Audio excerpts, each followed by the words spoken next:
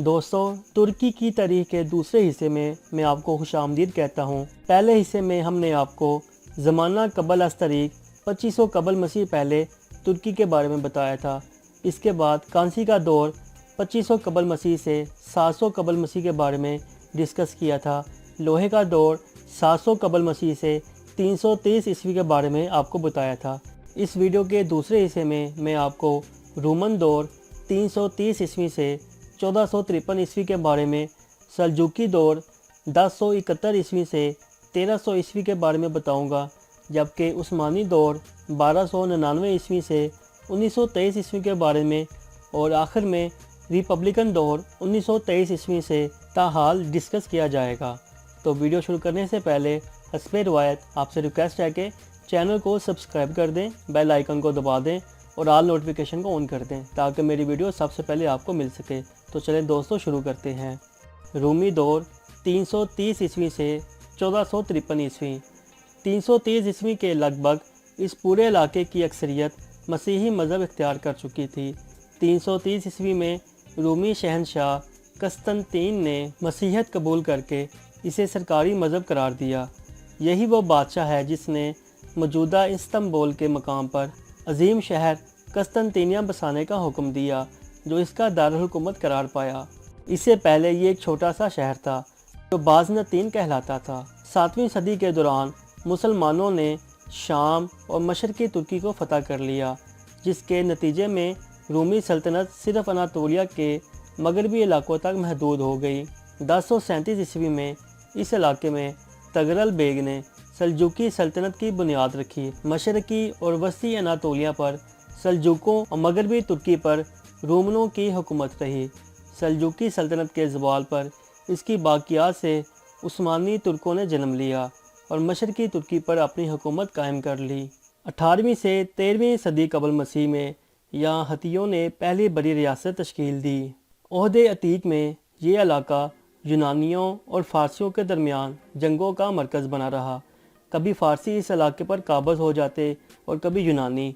पहली सदी कबल मसीह में ये इलाका रोमियों के कब्ज़े में आ गया, जिनके हुक्मरान कस्तनतीन अव्वल ने 324 ईस्वी में कस्तनतीनिया मौजूदा इस्तंबुल का शहर बसाया और इसे सल्तनत रोमा का दारुल हुकूमत करार दिया। बाद अज़ा सल्तनत रोमा की तकसीम के बाद ये मशरक़ी रोमी सल्तनत यानी बज़ंतीनी सल्तनत का दारुल हुकूमत बना। मुसलमानों ने इब्तदाई फतूहात में ही मौजूदा तुर्की के मशरक़ी इलाकों को अपने ज़ेर नगी कर लिया था, लेकिन अनातोलिया के वसी इलाके 9वीं सदी में सल्जूकों की आमद तक मुस्लिम रियासत ना बन सके।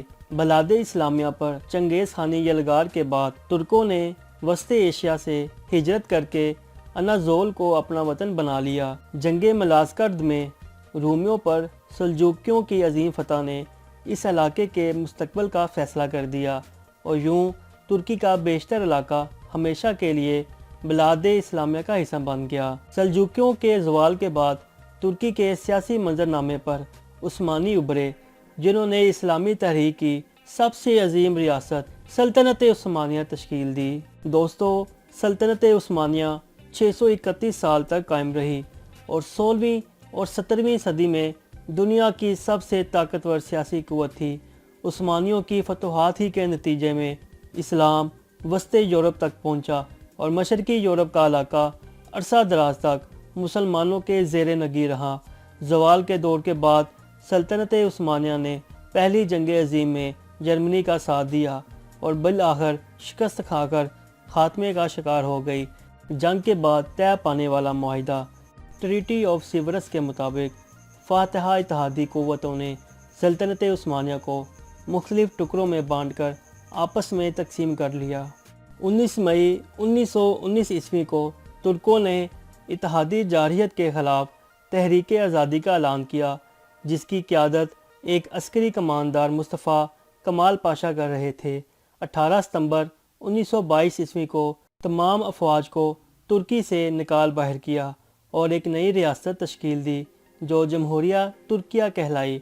1 नवंबर 1922 ईस्वी को तुर्क मजलिस यानी कि पार्लिमान ने खिलाफत का खात्मा कर दिया और यूँ इस तरह 631 साला उस्मानी ओहद का खात्मा हो गया।